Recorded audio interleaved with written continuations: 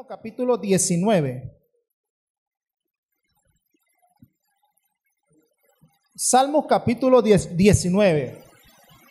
¿Se puede poner sobre sus pies un momentito más?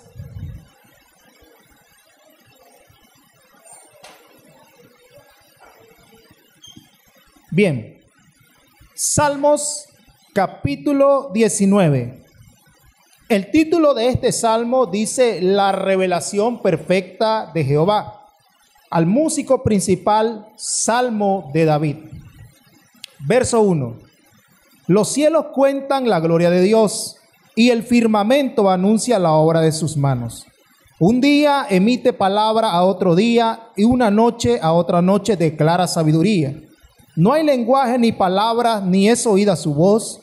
Por toda la tierra salió su voz y hasta el extremo del mundo sus palabras. En ellos puso tabernáculo para el sol y como esposo que sale de su tálamo, se alegra cual gigante para correr el camino. De un extremo de los cielos es su salida y su curso hasta el término de ellos, y nada hay que se esconda de su calor. La ley de Jehová es perfecta, que convierte al alma. El testimonio de Jehová es fiel, que hace sabio al sencillo. Los mandamientos de Jehová son rectos, que alegran el corazón. El precepto de Jehová es puro, que alumbra los ojos. El temor de Jehová es limpio, que permanece para siempre. Los juicios de Jehová son verdad, todos justos. Deseables son más que el oro y más que mucho oro afinado, y dulce más que miel y que la que destila el panal. Tu siervo es además amonestado con ellos. En guardarlos hay grande galardón. ¿Quién podrá entender sus propios errores? Líbrame de los que me son ocultos. Preserva también a tu siervo de las soberbias, que no se enseñoreen de mí. Entonces seré íntegro y seré limpio de gran rebelión. Sean gratos los dichos de mi boca y la meditación de mi corazón delante de ti, oh Jehová, roca mía y redentor mío. Oremos. Señor y buen Dios, Padre eterno, en esta mañana, Dios todopoderoso, creador del cielo y de la tierra, te hemos dado gracias, te hemos adorado, te hemos bendecido, te hemos alabado. Hoy queremos en esta mañana con humildad de corazón venir delante de ti, primeramente reconociendo nuestra condición, Señor, como dice el Salmo 103, que somos polvo y somos ceniza, y nada hay oculto delante de ti. Es por eso que hoy reconocemos nuestra condición, que somos hombres pecadores, imperfectos, pero pedimos a ti sabiduría y entendimiento en esta mañana, para que podamos comprender tu palabra y podamos salir gozosos, reavivados, alimentados, conducidos por tu palabra, Señor. En el nombre poderoso de Jesucristo, tu Hijo amado. Amén y amén. Puede tomar su asiento, ¿no? Bien, Salmo capítulo 19. Usted recuerda que el Salmo 18 era un salmo que contaba con 50 versículos y se hicieron en 2 estudios. Bien, este salmo fue escrito por David. Y el título de este salmo es interesante, revelación, la revelación perfecta de Jehová. Revelar significa correr el velo. Revelar significa hacer a un lado el velo. Es como que aquí estuviera una cortina. Como usted ha visto en los teatros que ponen una cortina y antes que comience la actuación nadie puede ver lo que está en el escenario. Sino que es hasta que corren el velo usted puede apreciar con sus ojos lo que está en el escenario. Los artistas que estarán participando en esa obra. Entonces eso significa la palabra revelación. Entonces podemos empezar comprendiendo que Dios quiere revelar el velo o mover el velo para que nosotros podamos tener una apreciación acerca de quién es Dios. Y este salmo se le conoce como el salmo de los 2 libros. Vamos a dividirlo en dos tomos. Del versículo 1 al versículo 6, David, que fue el escritor de este salmo, quiere dar a conocer a Dios a través de la creación, la existencia de Dios a través de la creación. Y se le conoce como la revelación general de Dios hacia toda la humanidad. Luego del versículo 7 al versículo 14 hay otra revelación, por eso se le conoce el Salmo de los 2 libros. Pero esta revelación es una revelación especial que Dios da. Y es una revelación salvífica o salvadora al hombre. La primera revelación es para toda la humanidad. Es la existencia de Dios a través de toda la humanidad.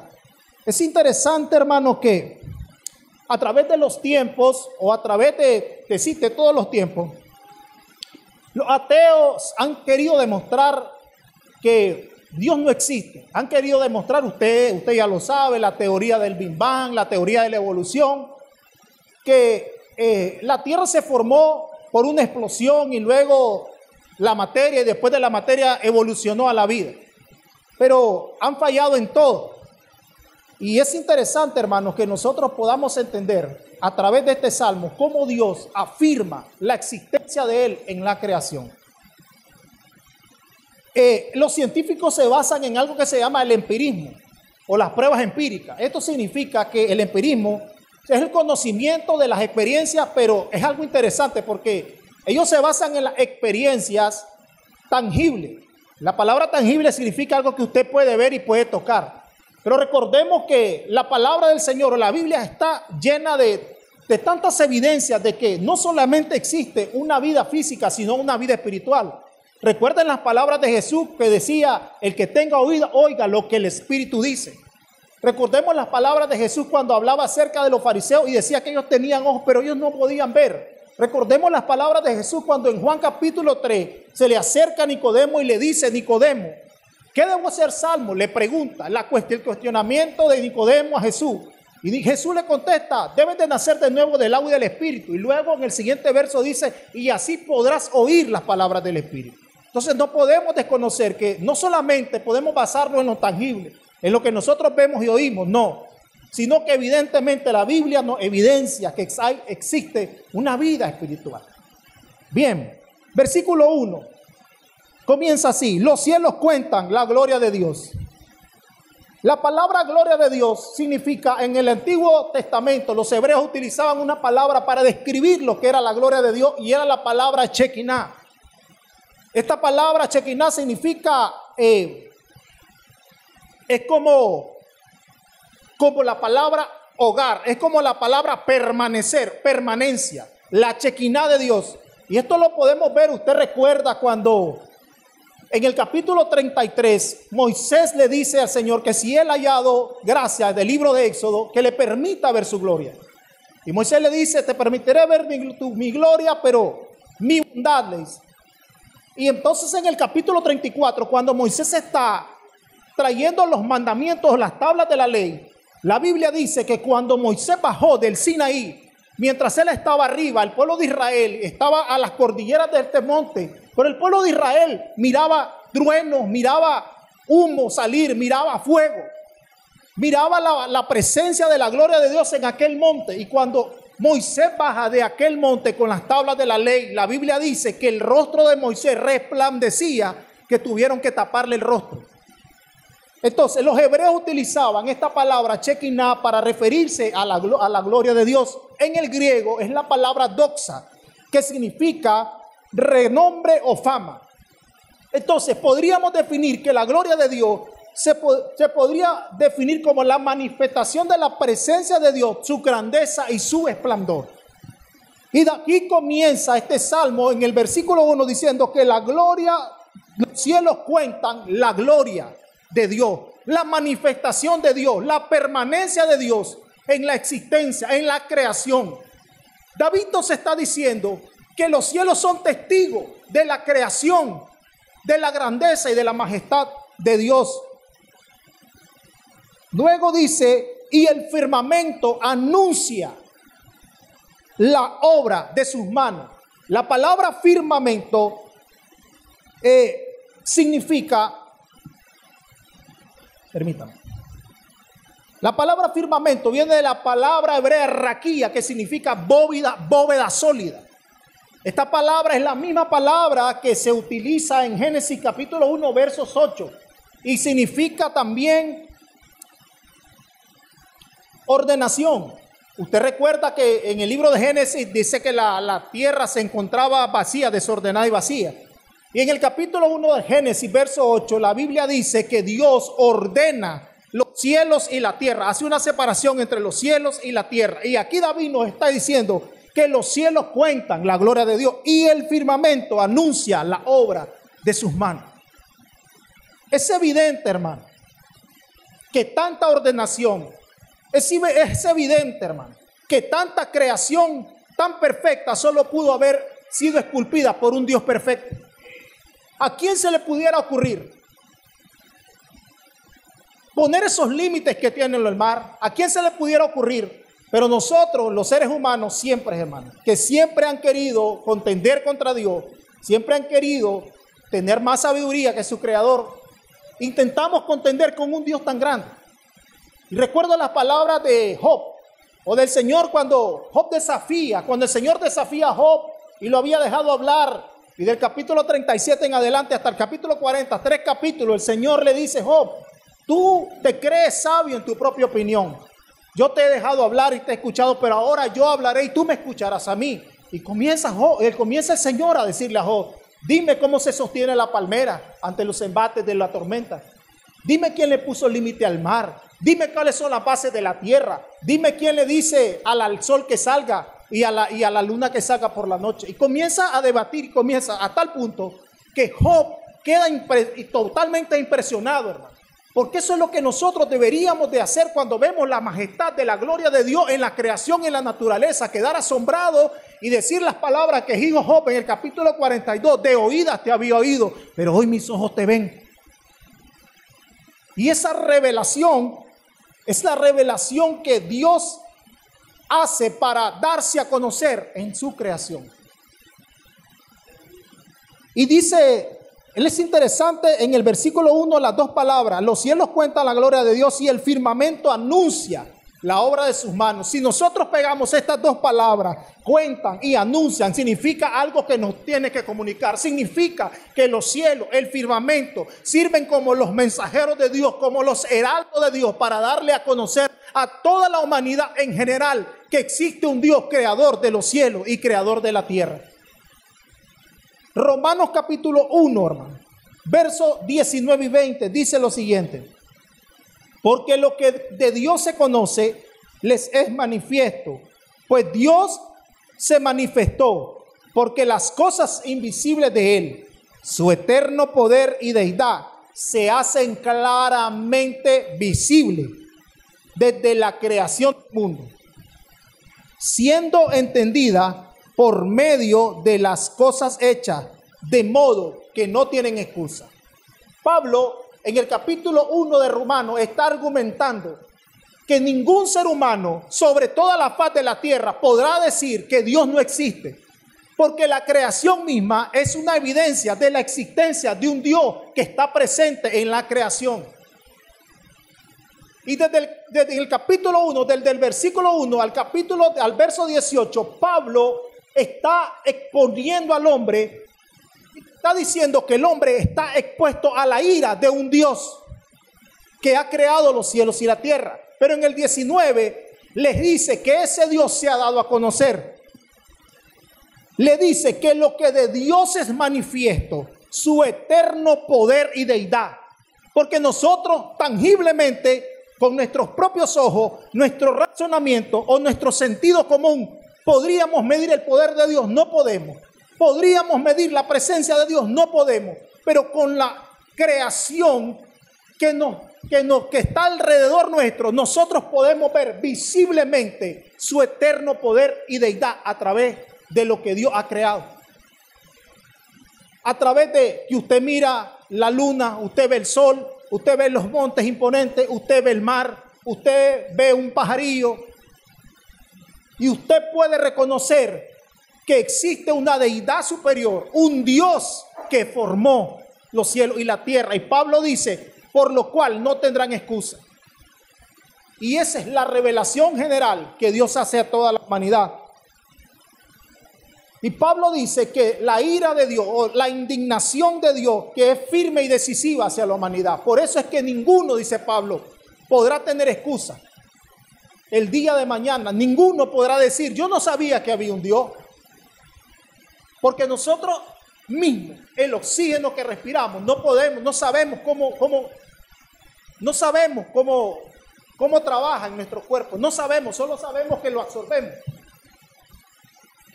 Yo siempre me he preguntado algo. ¿Qué clase de control el que Dios tiene de nuestras vidas? Que cuando nosotros dormimos, usted y yo no le digo nada a mis pulmones, que siga respirando, no puedo ordenarlo. Pero yo amanezco, abro los ojos y veo que tengo vida otra vez.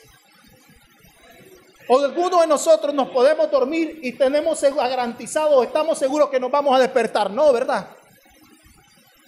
Durante todo ese tiempo, el Salmo 121 dice que Dios cuida de nosotros, que no se dormirá el que guarda a Israel, no se adormecerá el que guarda a Israel. Y esa es la gloria de Dios, que es la manifestación de la presencia de Dios en su creación. Usted recuerda en el capítulo 6 de Isaías, cuando la revelación a Isaías, en el versículo 3, los serafines se le presentaron a Isaías y Isaías temblaba por la gloria de Dios y la presencia de Dios. Y en el versículo 3, los serafines, que significan flameante, le dicen: santo, santo, santo es Jehová, que toda la tierra está llena de su gloria. Toda la tierra está llena de la gloria de Dios. Entonces, los cielos y el firmamento son los mensajeros de Dios, son los heraldos de Dios, que Dios utiliza para hablarle a la humanidad de su existencia y de su poder. Esos son los mensajeros que Dios utiliza para hablarnos a toda la humanidad. En el versículo 2 dice así. Usted recuerda también en el capítulo 19 de Lucas, cuando venía Jesús con sus discípulos y lo mandaron a callar y callaban a sus discípulos. Y Jesús dijo: si ellos callaran, las piedras hablarían. Jesús no dijo esto de una manera literal, que una piedra iba a hablar, aunque con la mula de Balaam todos sabemos que la mula habló al profeta, la locura del profeta. Jesús no está diciendo esto de manera literal, que una piedra va a hablar. Jesús está haciendo referencia a que la naturaleza misma habla de la gloria de Dios y de la presencia de un Dios santo, poderoso, eterno y verdadero.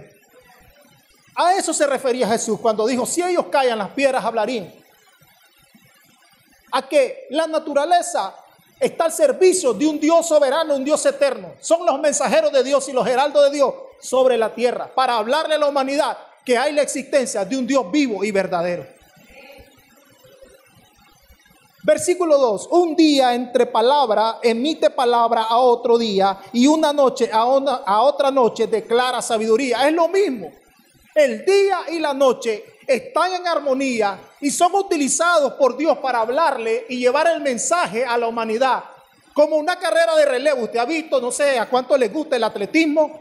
Hay una carrera de 200 metros de relevo, 400 metros, donde se preparan 4 atletas que han sido bien capacitados, que han sido bien disciplinados, y comienzan a correr. Y a los tantos metros, el uno le pasa al otro el relevo y el otro le pasa al otro el relevo. Esto es lo que nos está diciendo David en este versículo. El día es un relevo que al llegar al atardecer y al anochecer le pasa el relevo a la noche, para que ellos sigan hablando de la existencia de un Dios vivo. Tanto el día y la noche son mensajeros de Dios, que Dios utiliza para declarar la existencia, la manifestación, el poderío y la gloria de un Dios verdadero. Declaran sabiduría, porque ellos son los mensajeros que Dios utiliza para hablarle a la humanidad. Versículo 3, vamos a ir avanzando. Versículo 3. No hay lenguaje ni palabra, ni es oída su voz. ¿Qué significa esto? Nos revela que Dios se comunica a nosotros, pero no de una manera como nosotros lo hacemos.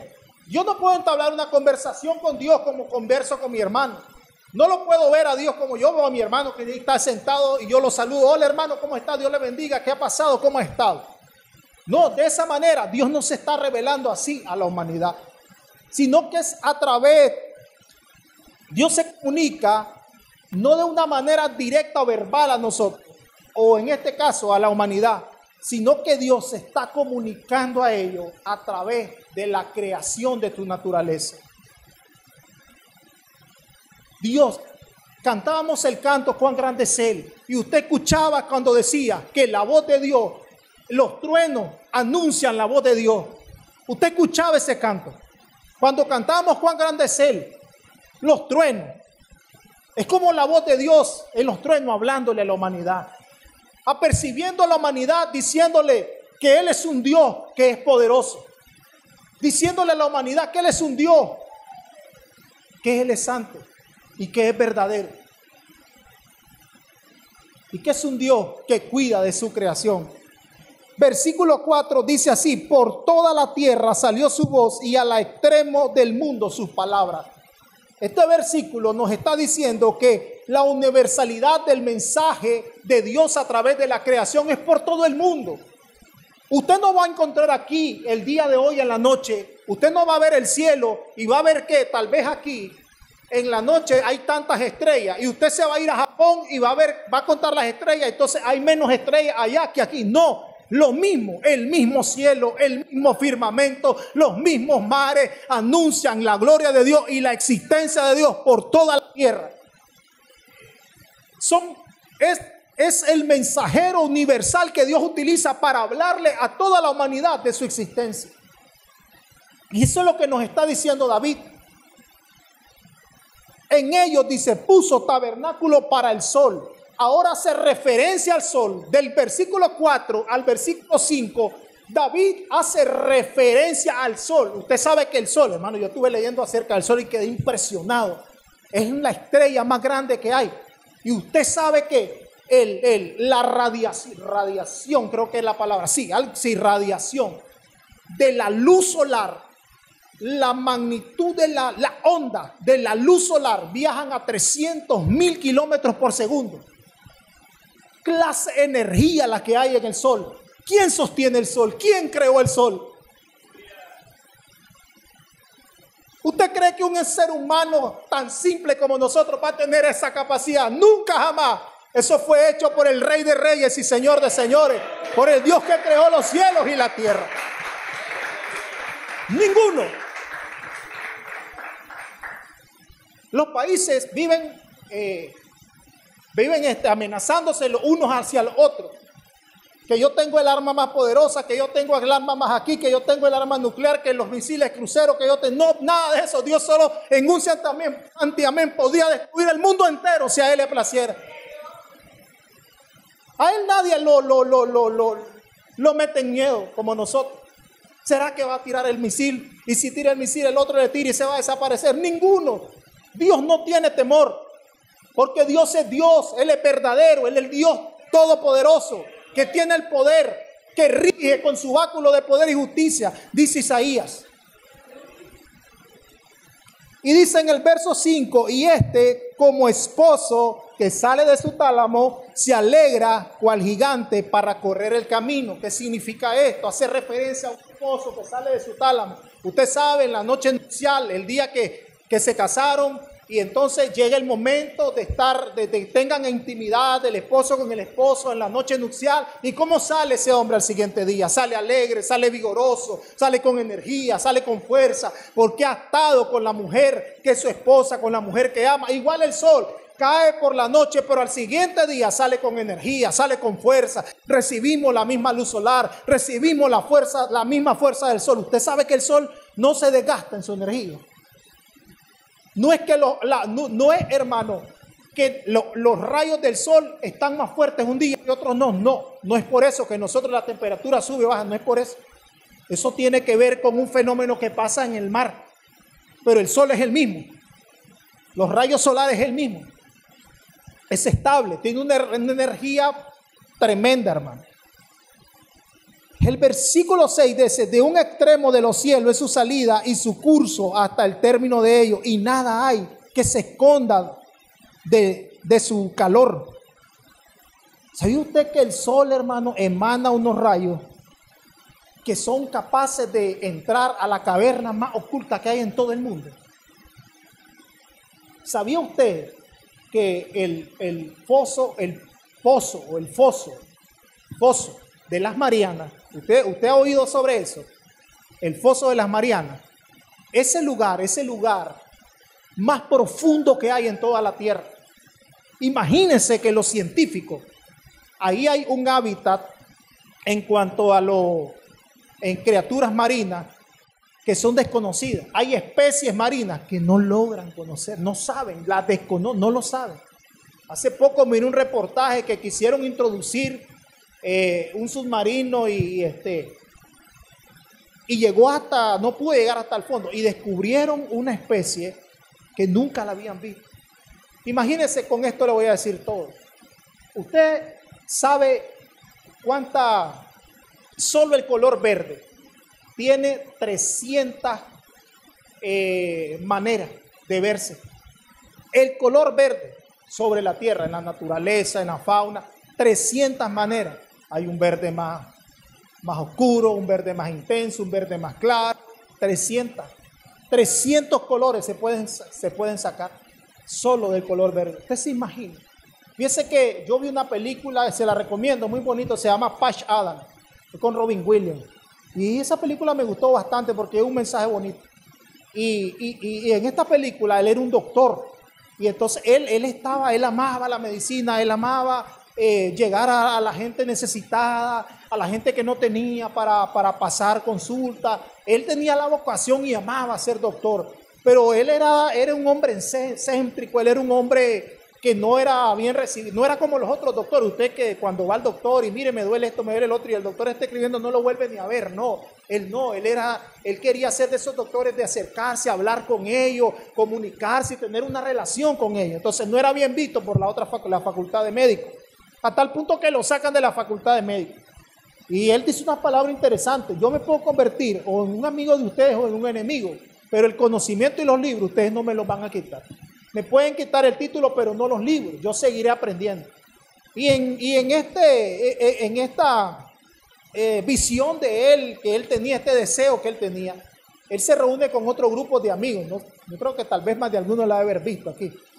Y entonces llega una muchacha que es doctora también, y se hace amiga de él, y él comienza a servir a los enfermos, y él comienza a transmitirle que vea a los pacientes como gente necesitada, no solamente que los vea así como, a tal punto que una vez uno de los pacientes que esta muchacha fue a darle una consulta, la mató. Era un hombre que tenía problemas mentales y la mató. A tal punto que cuando ella muere, él se decepciona tanto del hombre, se decepciona tanto de la humanidad, que él sale caminando y él se va a un pináculo muy alto. Y él está a punto de suicidarse y de tirarse para matarse. Y él dice, la humanidad no tiene sentido. O sea, la humanidad le serví y es mala. Y por el dolor que habían matado a la muchacha. Pero pasa algo interesante en esa escena. De repente, cuando él está a punto de tirarse, una mariposa se para en el dedo de su mano. Y él la comienza a ver y mira una mariposa con miles, montones de colores tan bellos. Y él se da cuenta del mensaje que Dios le está enviando. Sabe que la maldad de nosotros es la ausencia de Dios en el ser humano. La gente cuestiona a Dios y dice, ¿y por qué si Dios existe? ¿Por qué permite la guerra? ¿Por qué permite que los niños mueran? ¿Por qué permite el cáncer? ¿Por qué permite esto? La maldad es la ausencia de Dios en el corazón del hombre. No podemos culpar a Dios por lo que el hombre ha cosechado y ahora el hombre por lo que el hombre ha sembrado y ahora el hombre está cosechando. Y entonces, en este versículo 6, estamos viendo y seguimos viendo acerca de lo que es Dios, la existencia de Dios en la creación. Del versículo 7 al 14, ya no habla de una revelación especial. Esta revelación especial ya es para los hijos de Dios, porque esta revelación ya solamente se puede encontrar a través de las Escrituras. Y vamos a ver los beneficios que hay en la palabra de Dios. Vamos a ver que la palabra de Dios es infalible, es inerrante. Es lo que David comienza a decir. No es suficiente solamente tener un conocimiento de Dios a través de la creación, porque Él se muestra como un Dios creador, sino que necesitamos tener también nosotros un conocimiento especial acerca de la revelación de Dios.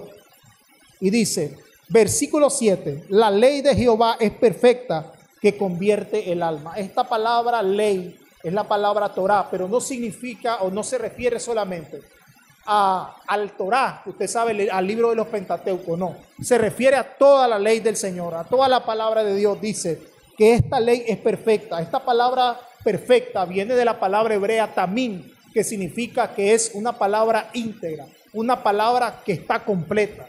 Significa que la palabra de Dios es suficiente para todas las áreas de mi vida. Hermano Ronald, pero yo tengo un desamor, vea la palabra de Dios. Hermano Ronald, pero económicamente yo estoy mal, vea la palabra de Dios. Hermano Ronald, pero yo estoy batallando con este pecado, vea la palabra de Dios. La palabra de Dios es suficiente. Yo tengo problemas con mis hijos, vea la palabra de Dios. Tengo problemas en mi matrimonio, vea la palabra de Dios. Tengo problemas en mi trabajo, vea la palabra de Dios. Todo nos apunta a que la palabra de Dios es perfecta y es completa para todas las áreas de nuestra vida.